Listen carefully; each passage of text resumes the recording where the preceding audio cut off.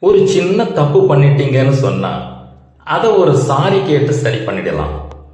ஆனா நம்பிக்கைக்கு துரோகமா நடந்துக்கிட்டீங்கன்னா ரொம்ப டேஞ்சருங்க. அதை ஒரு சாரி கேட்டு சரி பண்ணவே முடியாது. பிரீச் ஆஃப் ட்ரஸ்ட்ங்கிறது பெரிய ஆஃபென்ஸ். ஏன்னா நம்பிக்கை துரோகத்தை எல்லாம் சட்டுன்னு மறந்துடவும் மாட்டாங்க. மன்னிச்சு விடுறதும் ரொம்பவே கஷ்டம்.